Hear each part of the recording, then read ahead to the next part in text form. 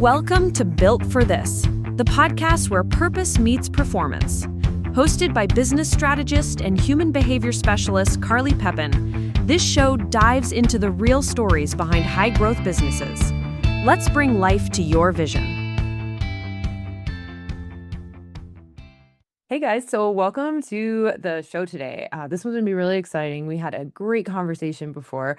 I have Diego Cavalcanti, who is the CEO and CTO of Valken, the cloud services division in Latin America of EPI-USE, one of the world's largest and most experienced independent SAP specialists. He holds a master's and PhD in computer science and is a professor at the Hesse Center for Advanced Studies and Systems, CSER. He is also a visiting fellow at the Massachusetts Institute of Technology, where he has conducted research in the areas of cloud computing and artificial intelligence. So welcome, Diego. Thank you for having me, Carlos. Great to be here. Yeah, I'm very excited for this one. This should be really fun. So you started Valken when you were working at Hesse, and I'm curious, what made you decide to stay self-sufficient instead of getting any outside funding and just go for it and build it yourself? Yeah, so first of all, again, thank you for having me. I think it's always great to share a little bit the difficulties and the challenges of the entrepreneurship journey. So thank you for that.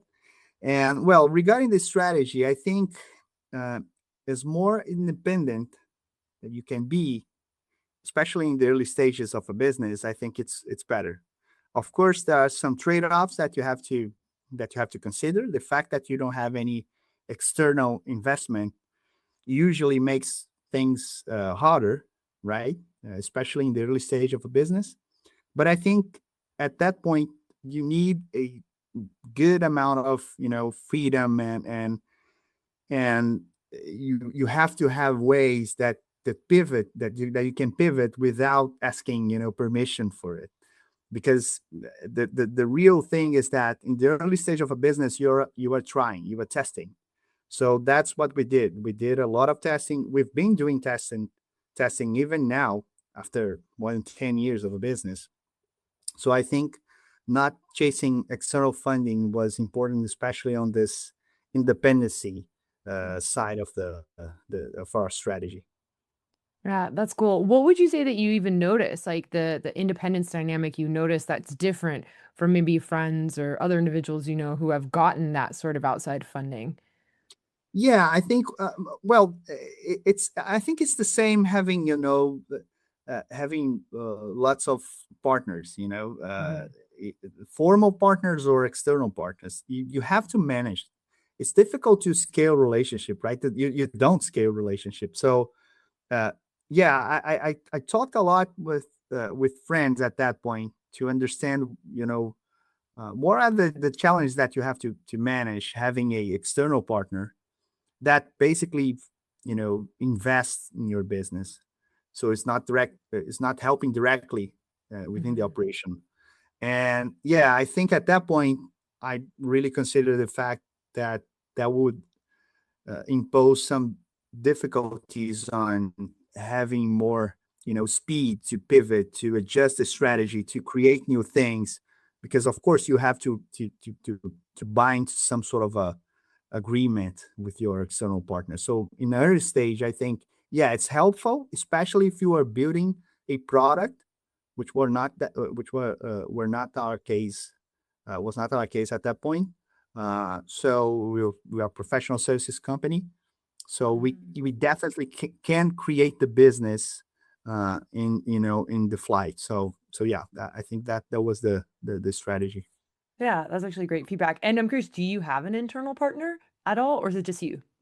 Yeah, that's a good point. So initially, well, when I found the business in 2014, it was only me, but I think I noticed that I really need to have good partners with me. So yeah, at that point, I start to look to have partners to complement, and add additional capabilities in the business.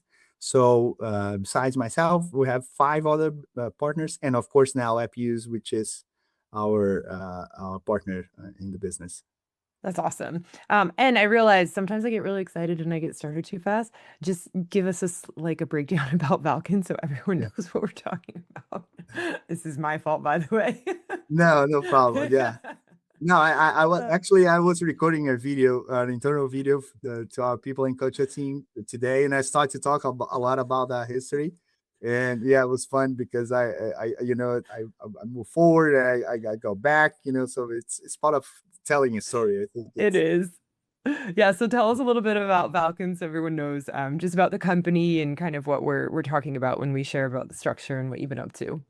yeah. So well, Valken started in 2014. I was doing my master's degree at that point, and I was working with a lot of different things. And one of the things I was working was cloud computing. So I developed a billing platform, a billing tool to basically follow the consumption of infrastructure within a private cloud using specific technologies.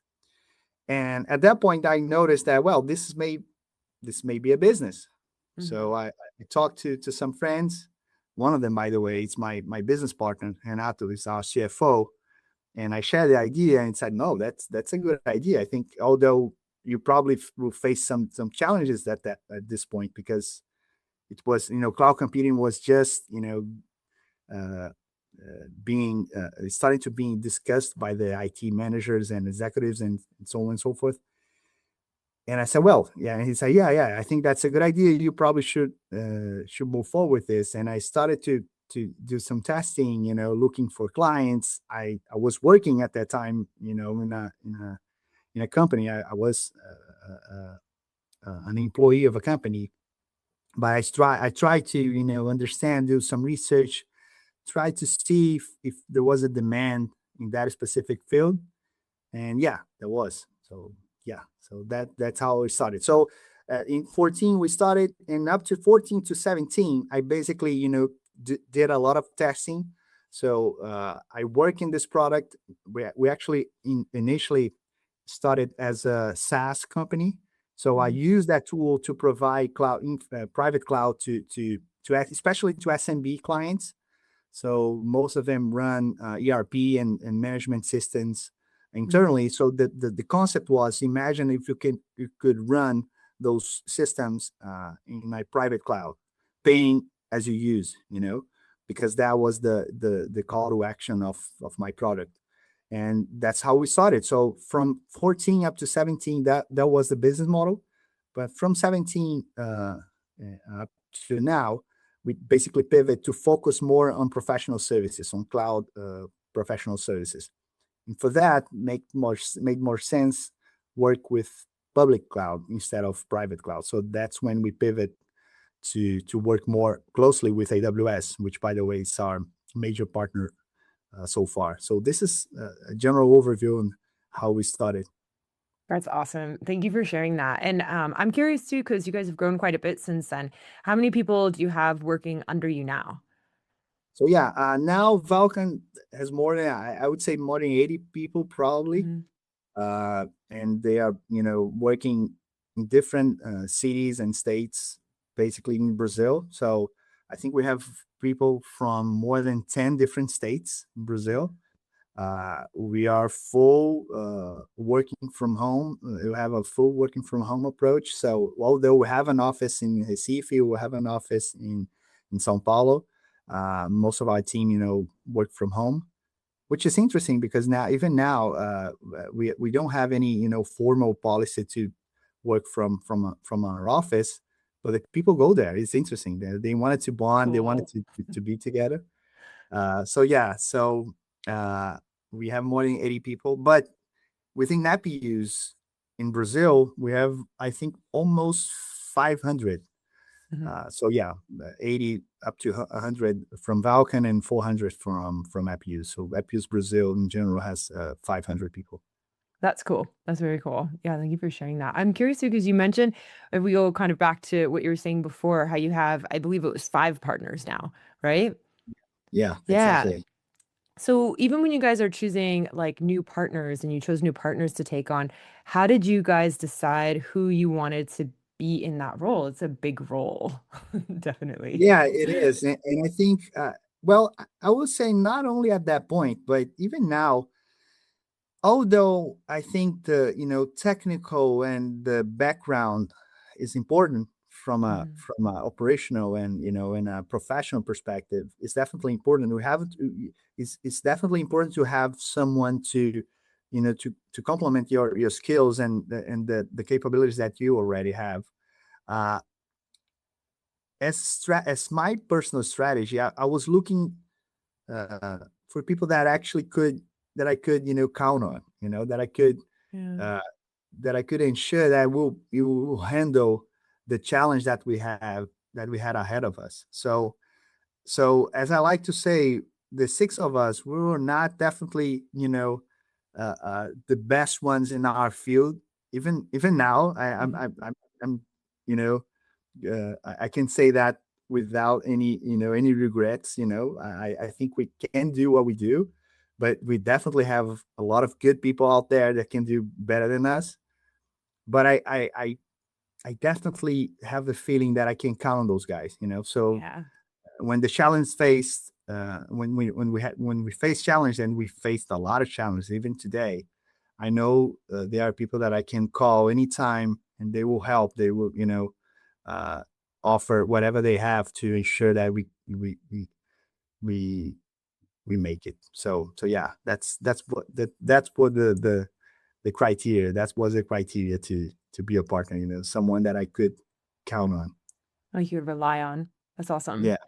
Yeah. And I'm curious too, because I know we talked a little bit about this, but you found a really cool solution for finding skilled tech talent in your area, which I know it wasn't really there before. So tell us a little bit about the solution that you helped to create. Yeah, so I think around 2019, I think I realized that we couldn't compete, for experienced talent on especially on salary, because it was difficult, really difficult at that time. So we decided to, well, we have to have some sort of a way to actually develop our team. So what will be the options that we have? So that was a question that I had at that point. So considering that I am a professor, I've been a professor since 2010, I think now. Yeah, so more than 15, 16 years.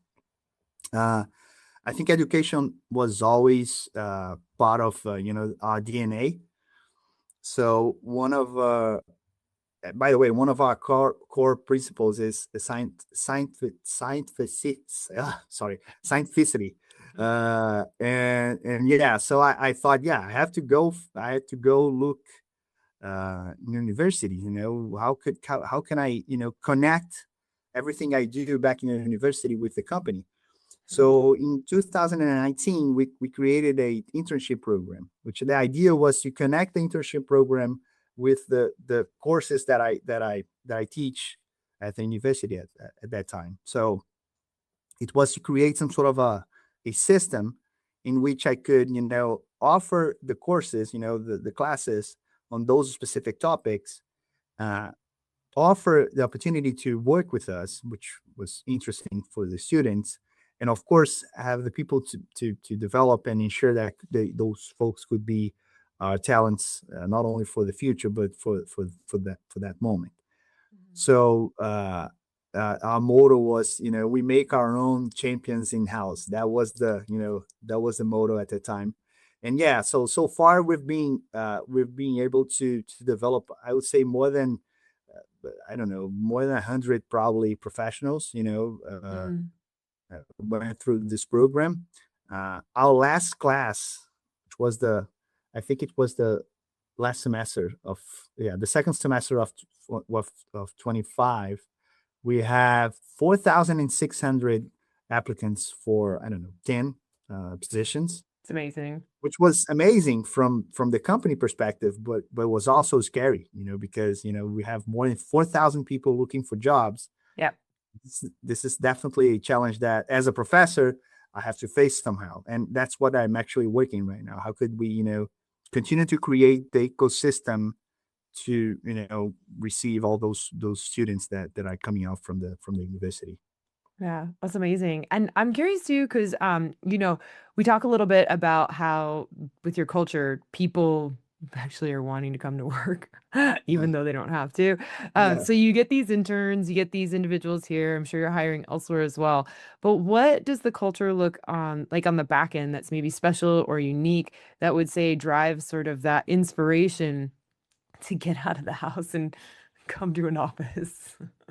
Yeah, I think that's a great uh, you know, philosophical Yeah. question because I think we are I'm not I don't like to have the feeling that I myself or we are special, but I think we have a different view from the market, and I have probably a different view from my peers, on the entrepreneurship industry per se, because I really think that you definitely should relate to the people that you work with in a very profound way. Hmm. And that doesn't scale. We are always talking about how can we scale our business, and the thing is, you don't scale a relationship. I like Mhm. to say that I'm not a leader for 200, 300 people. I have to relate to people. So I think one of the things that made a difference throughout the time was the fact that I have, and I'm talking the first person here. I have a personal relationship with everyone of our team. Even now, when I mentioned I recorded a video uh, for our onboarding process. We are onboarding different people every time, and I was talking to our people in culture team, and I was saying, I think that's a great idea. We should have a video. We should have off training for our team, but please make sure that I can talk to all those new folks Mhm. that on board our team, because I wanted to make sure that I know them, that they know our message, our culture. So I think we had a strategy, or I don't like to say strategy because it was not something that I planned. Actually, I think that's something that we do, uh, which is, you have to connect with your team.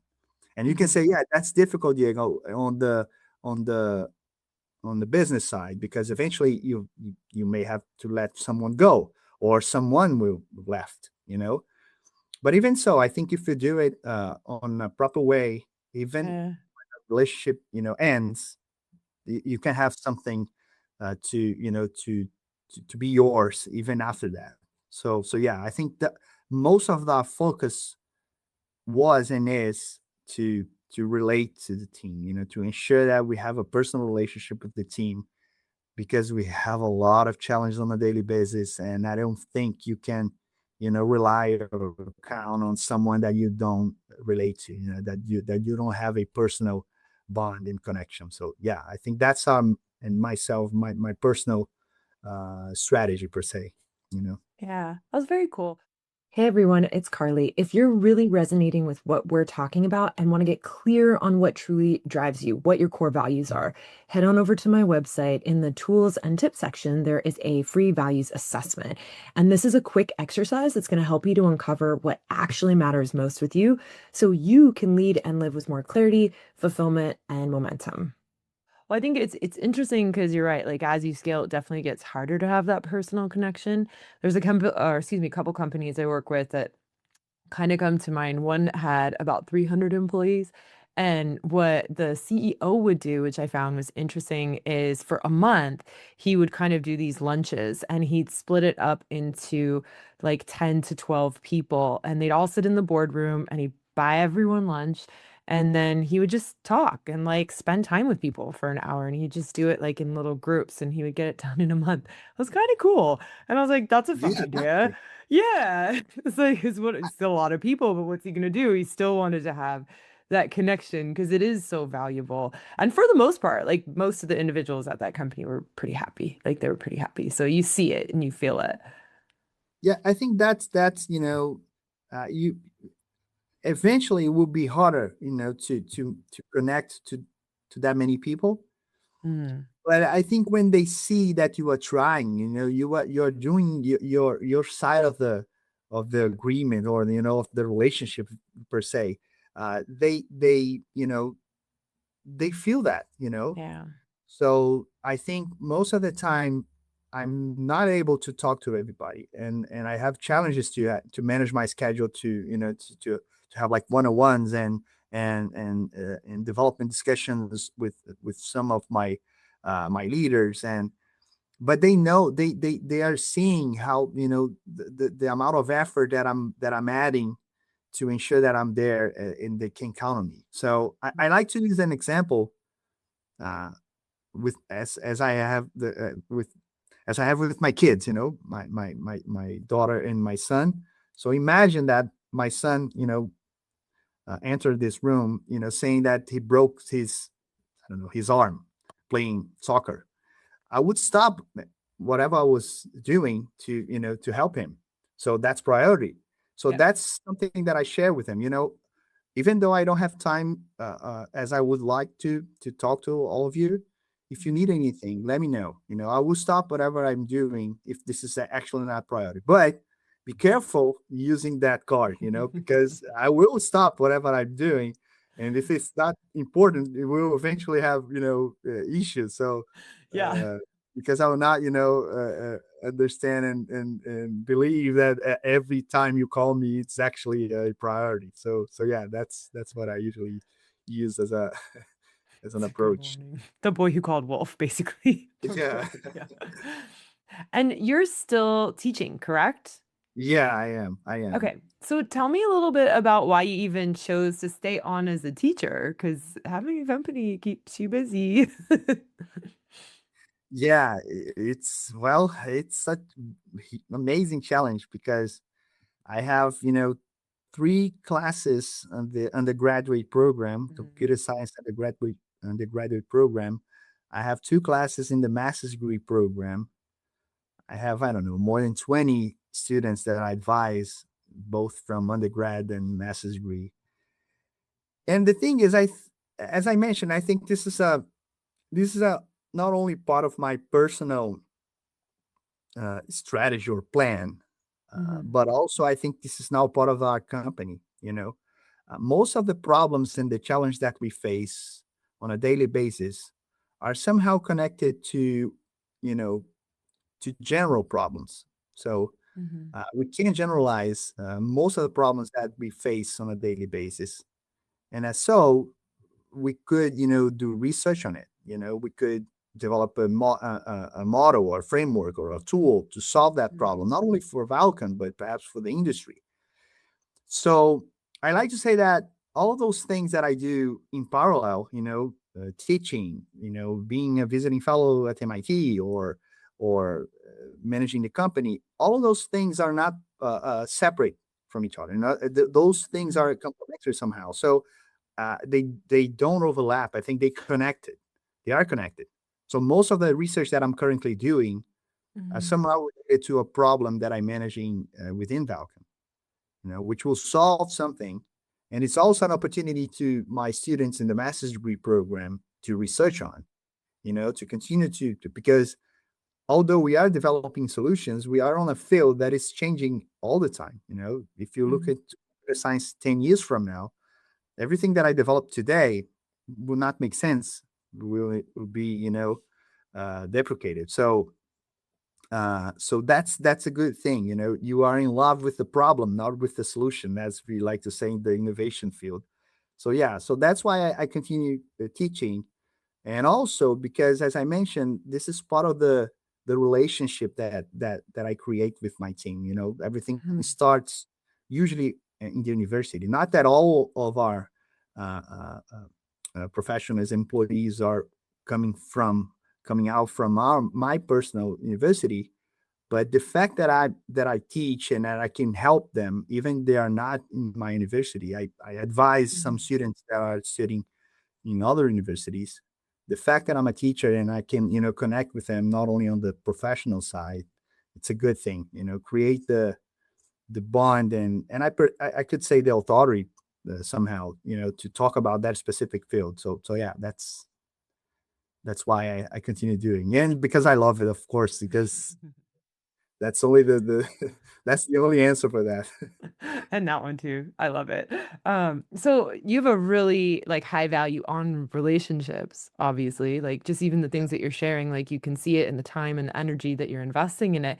How else would you say that shows up even with your customers? What does that look like on the customer facing side, this value of relationship? Yeah, that's a great question, because we are not a big company, although we are now part of a big group. EPI-USE is part of Group Elephant, which is a group that is basically in more than 40 countries in the world, managing more than 30 different business lines, and we have more than 4,000 people around the world. So, but each business, and I can talk about cloud, EPI-USE cloud services, and Valken. They have that specific field and business line.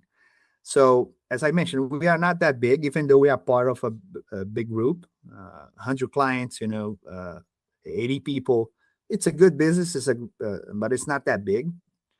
And you compete with, GSIs, global service integrators. And how we do that? How can we have like enterprise clients, and we can have, the confidence and the relationship to work with those clients? I think that's the secret sauce. I have a personal relationship with those people, with those folks. So I like them, and they I think so they like me too. So we call each other. So I talk to the executives of those companies, and we share ideas. I share the difficulties that I manage from my side. They share the difficulties that they manage from their side, and we try to come up with something in between. So I think the answer for that is the same that I personally have with my team. You have to rely on those people, so they know that they can call me anytime, 24/7, Mhm. because it's my priority to serve them. You know, as I like to say to our team, you are in the service business, and service not professional service, but on the business of serving people. And so I present myself, and we present our team that way. So I think that creates a connection that is very strong. So it's difficult. We almost don't have churn. Uh, Mhm. in most of the clients that we have now, I can say more than 80% of them, we have a relationship for more than 2, 3 years. You know, Yeah, so that's really good, and I think that's one of the reasons that we are where we are right now. that's awesome. Oh, it's fun. Thank you for sharing that. And even Group Elephant. So tell me a little bit about why you decided to become a part of Group Elephant. Yeah. Well, in 2020, right during the pandemic, uh, although we were facing a huge, humanitarian challenge, I don't have to explain any of that. From a business perspective, that's where we started to grow on a more consistent way. The market was shifting to have a more digital approach, and of course, we took advantage from that. So, from the business perspective, between I like to say that between 2020 and the middle of 2022, I worked more than 16 hours a day every day. I think that's when probably I worked the most during my whole career. So at that point, we understood that eventually we'll hit a point that we'll need someone bigger than us to help us to navigate different markets, because Mhm. even though Brazil is a huge market, not only geographically but economically, especially in the Latin America perspective. We were a regional company, so Mhm. Brazil is huge. So we have a country on the size of a continent almost. So we are based. We were originally based in the Northeast, but we basically provide services to the whole country. But even so, we when you look at the geographic analysis of our business, we have more clients in the Northeast. We had at that point more clients in Northeast North region, some in the Southwest, in Southeast, which is the economic center of the country. So we understood that, yeah, even in Brazil, we will need help, especially on a commercial perspective.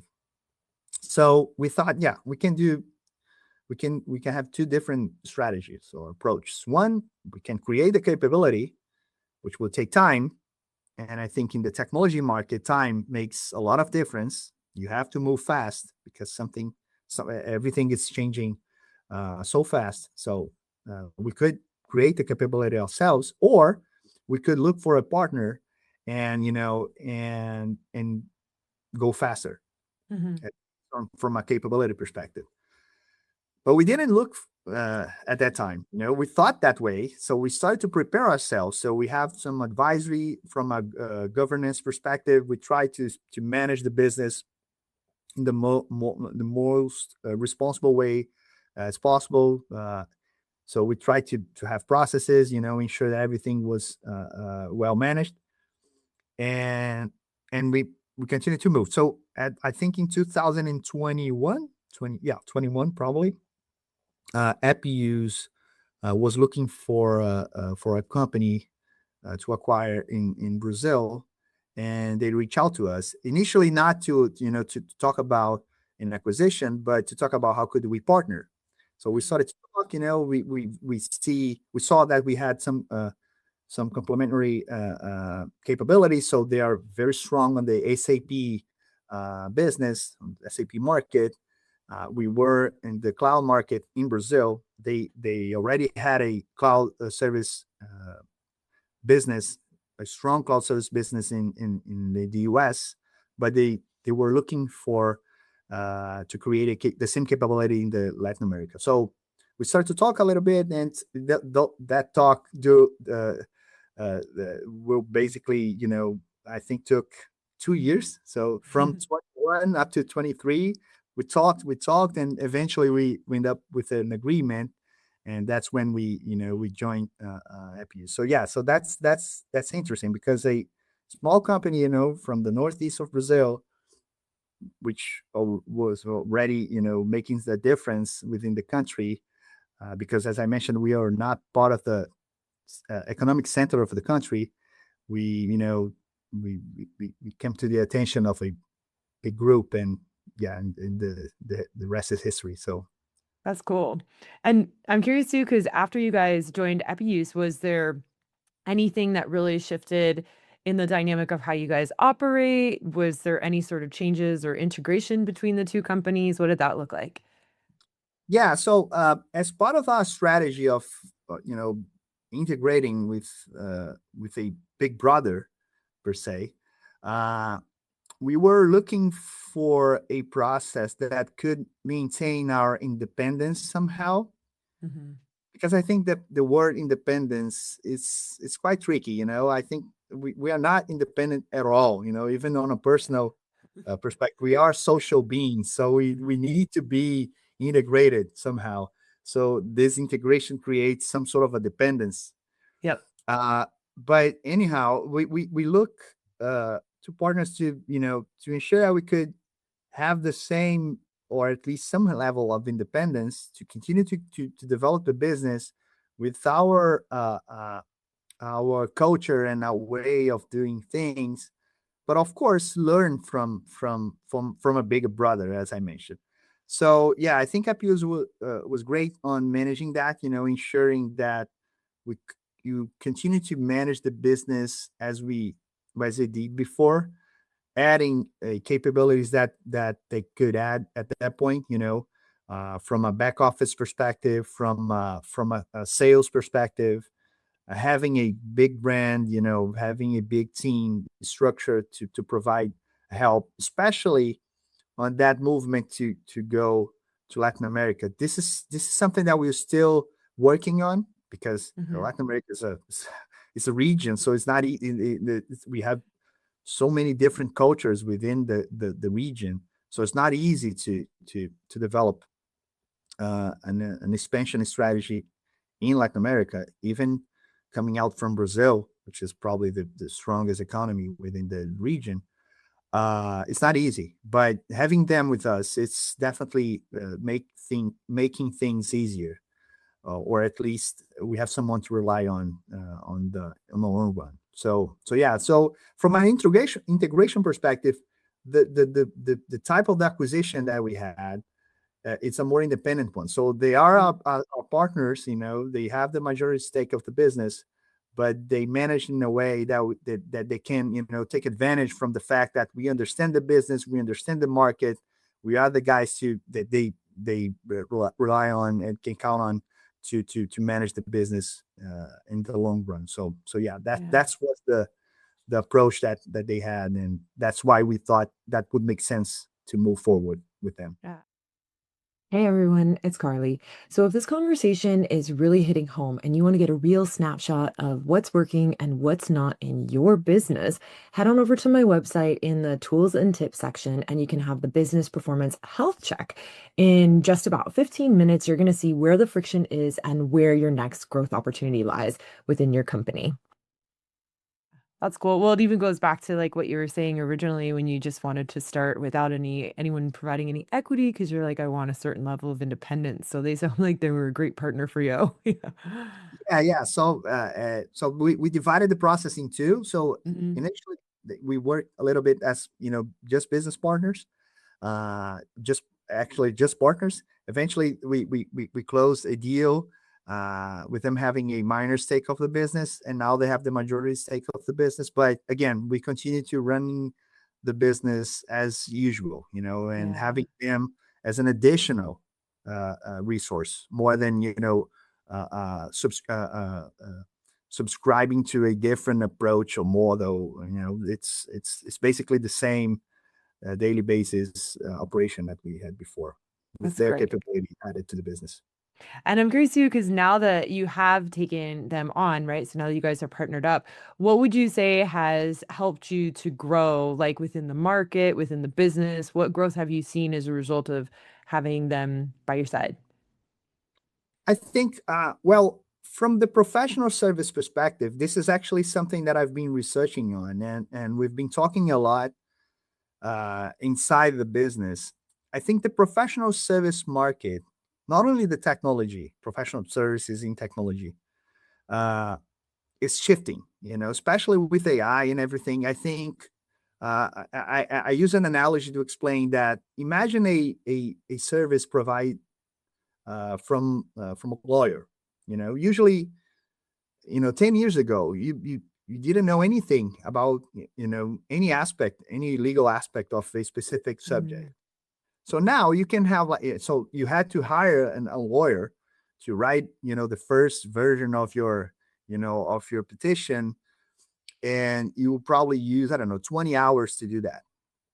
And of course, somehow the lawyer would charge you by the hours, not only by the hours, but the hours would be part of the process of calculating the cost. Now with AI and everything, I can, depending on the level of knowledge that I have, I can ask some questions and somehow create my draft of a petition and share eventually with the lawyer.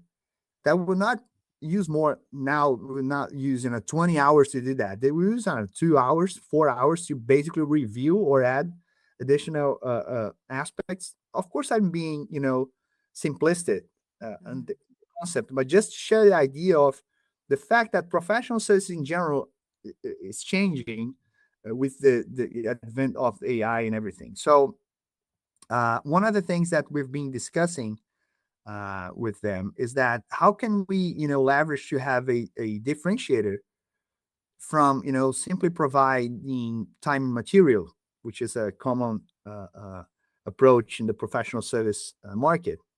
And the thing is, one of the differentiators that we have as part of the group is that we can work in the whole cycle of an enterprise journey. So we can Mhm. work from, the ERP, working with our SAP team, understanding business processes, implementing, management processes, technology to support business, and we can move forward, with data, with infrastructure, with AI. So being part of Group Elephant, being part of EPI-USE is a huge differentiator for us, especially on the aspect that we are now a end-to-end service provider. So I can Mhm. look into the whole business life cycle, and I can provide service in whatever you have on that value chain. So that's I think that's the differentiator number one. And the number two is the fact that on the professional service business, experience, context, knowledge is everything, Mhm. right? Um, and right now, this is one of the aspects that that is being suggested for us as humans and as professionals to to stay ahead of AI. Ensure that you have experience, ensure that you have knowledge, that you have context to add judgment to a AI process, right? So on a professional service market, I think having that, the whole business life cycle, the whole value chain covered is a Mhm. huge differentiator for us. And of course, adding more than 40 years of experience, we have an amazing team of amazing professionals and practitioners helping us understanding and giving context in different industries, retail, manufacturing, services, technology. So that's huge. So yeah, I would say that those two aspects are the ones that we've been taking advantage from the fact that we are now part of the group. That's cool. Did you know that you would be able to take advantage of that beforehand, or did it kind of flourish? Yeah, well, not at that point, not at that level, but yeah, that was one of the aspects that we considered. This was never only a economic or a financial deal. Yeah. Usually an M&A has a strong part of on that, and it's true. It's fair, right? So you are doing a transaction like that because you wanted to realize some sort of economic value, of course. But on our strategy, we were looking to aspects that we could add on the long run. Mhm. So fact that they had that they have that knowledge, that capability, the fact that they are global, they have a global footprint, they have experienced practitioners, that we could take advantage on a good side, right? Yeah, all those things were considered at that point to move forward with the business. So yeah, definitely. That's cool. Thank you. And I'm curious too, because even as you've been growing the business, like so much has changed. I know that you put so much in organization, structure, all these different dynamics. What would you say were maybe one or some of the hardest things that your company went through that actually got you to become this structured, this organized? Well, I think we didn't have like a breakthrough moment. You know, Mm-hmm. uh, I think especially our board of directors, the business partners, all of us, you know, have a strong organized approach in every Yeah. aspect. So I think from day one, even with 5, 10 clients, I like to say that we always were organized, well managed. We always have processes. Of course, we don't have in every process, in every aspect of the business, but when you look in a regular basis, you see business, especially small businesses, being run and managed on a not that good, approach, a poor way manner. So I think from day one, we already had a strong management process and good leaders, and ensure that we only did whatever we could do, not taking steps, bigger than our foots, as I like to say, you know. So yeah, I don't think we have like a big situation that we have to Hmm. overcome.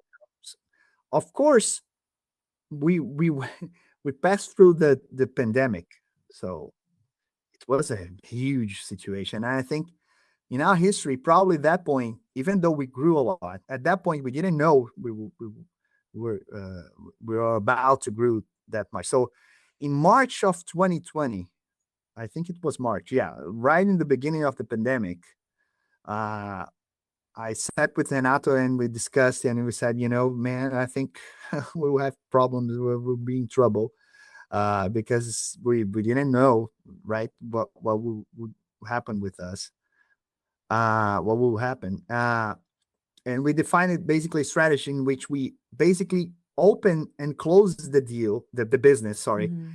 in every month. So imagine that every month we thought as was we were creating the business and we have to make sure that it ends by the end of the month. So Okay. we couldn't, leave anything to be managed in the month after that. We have to ensure that everything closes within the month, and we did that for 7 months. So Yeah. imagine the amount of work that we have to do to close, technical operation, financial, accountant processes, and we did that because we didn't know what will happen. Yeah. So although it was overwhelming to do that, I think it worked perfectly, and that's why we grew so much because I think we were in control of the business. Even so, we were in a situation that we didn't have any control at all from an external perspective. From an Hmm. internal perspective, we did have the control, and I think we did a lot of changes in the business, the way we did some things, uh, the way we charge our clients, the way we handle billing processes, and so on and so forth. We did a lot of changes throughout that time, uh, and I think the results were spectacular, especially because we did that. But yeah, but thank God we didn't have any bumps so far, and I think part of it is because we do things as we do, managing as it is day one, you know. Yeah, that's cool. That's cool. Thank you for sharing that. I know you also mentioned that even entrepreneurship, it requires a lot of resiliency, right? And willingness to fail. So just tell me a little bit about that, just in your own words, in your journey. Yeah, I think well we definitely have some cliches, on the entrepreneurship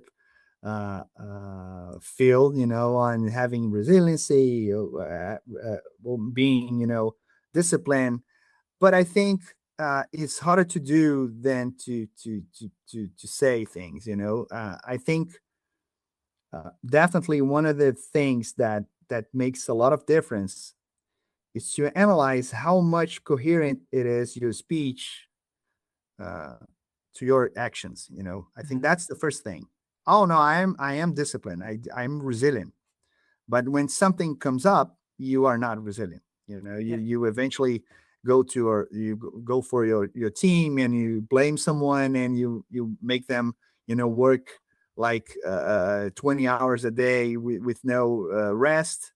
So I think the first thing is, can you say 100% that you are coherent on the things you say to your team, to your clients, from what you do on a daily basis? I think that's the first thing, because eventually you'll see that you are not 100%. So I think that's where you have to tackle, that's your action plan. Look for those things that you don't do as you say you do, and Hmm. you don't do, and do it, you know. So that's the first thing. And I think this is a very intimate analysis. This is not something that I share with my business partners, with my clients, with my team. I think this is the sort of thing that you do personally. Hmm. So this is the first thing. The first thing. The second thing is, okay, definitely. I think discipline, resilience is a consequence of discipline. I don't think those things are separate.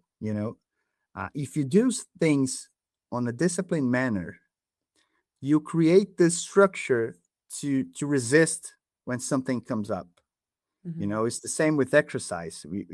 You can lift a heavier weight if you do it, on a daily basis, a lighter weight. So you have to do it consistently.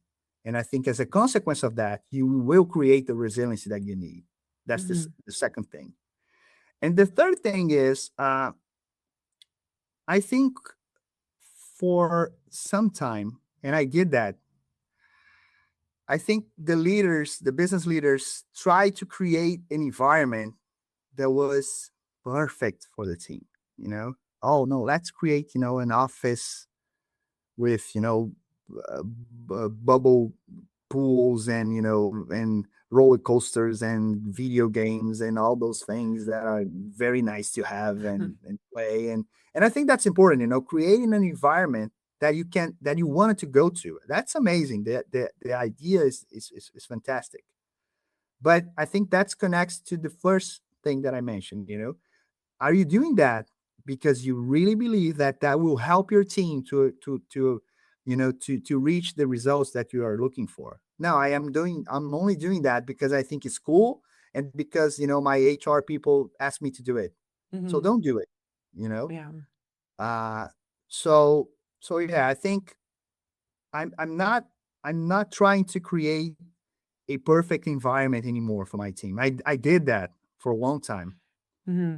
But as I had kids and I started to see, the the way things work with kids, and I remember when I was a kid, I started to think, yeah, I shouldn't I shouldn't do that. I think I should help them to have the discipline, the consistency to be to be capable to overcome the problems when they come up, and they will. I think Yeah. those are the two certainties that we have in life. We will die eventually, and we will suffer. So, considering that, you have to have consistency to create resilience. So yeah, that will be my cue for the entrepreneurs that are watching us right now.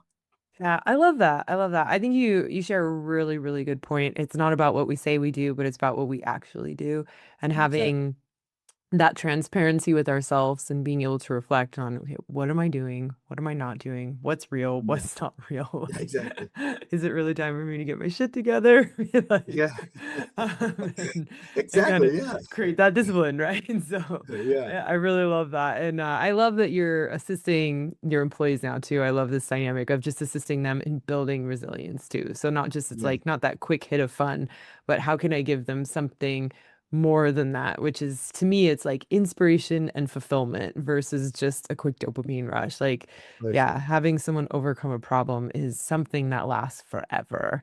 Yeah, so I Yeah. love that. I love that you're doing that. Right with you, that feeling that that guy was there when I needed him, and you can do that on big situations, or you can do that in small situations on a daily basis. Yeah. And try to do that in small situations on a daily basis, because we hope we don't have that many situations that we really need someone to be there for us. We hope not, Yep. right? Well, thank you for sharing that. And I'm curious too, what does the future look like for Valken? What's the next chapter for you guys? So yeah, I think now we've been working a lot on understand how as I mentioned, how the professional service market will be in the next 5-10 years. So we've been doing a lot of research and internal discussions to understand what will be our market, our industry in the next 5 to 10 years, and what could we do to adjust our business to that scenario. So, on a straightforward approach, I would say, the first thing we are working on is creating IP. So, a lot of the things we do, as I mentioned, is part of some sort of a research that we are developing the academia. So, how can we leverage that to not only add capability to our services, but Hmm. to develop IP, right? Something that can actually differentiate us uh, from our competitors. So this is the first thing. The second thing is, how can we create a stronger footprint within our region. So we are based in Brazil. Brazil is a huge country. We have a strong economy, although with all the challenges that we face.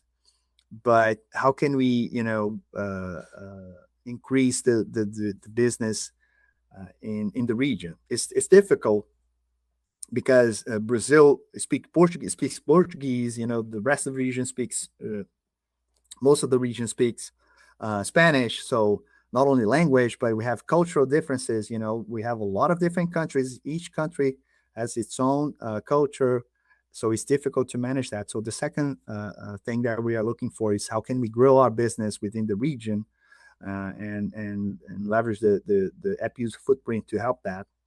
And the third thing is how can we make sure, or at least try to maintain the same culture, the same principles that we had 10 years ago, Mhm. with 100, 200, 300 people. I think, of course, the business will change. We'll have to admit that. We have to face the changes that we'll have to manage eventually. But at least we should try. We should try to maintain the same level of principles and and culture that we had so far. I like to say that I say that to my wife when I'm gone. Please make sure to put on my on my on my race saying I tried. So let's try to do that. Just try. I think that's the first step to accomplish great things. Try it. So yeah, so we're trying to do those three things, and I think we are, and I hope we are eventually be successful. Yeah, I love that. Thank you. I agree too. If you don't try, you don't ever give yourself the chance. So I'd rather Yeah, try and fail than not give myself the opportunity. Yeah. exactly, exactly. Well, thank you so much for coming. This was so inspiring. Will you let the guests, the listeners know where that they can find you? Like, what's your website? Where can they go? Yeah, so yeah, I do have social media. So my all my social medias are basically cdiego.com altogether, and my personal website is cdiego.com.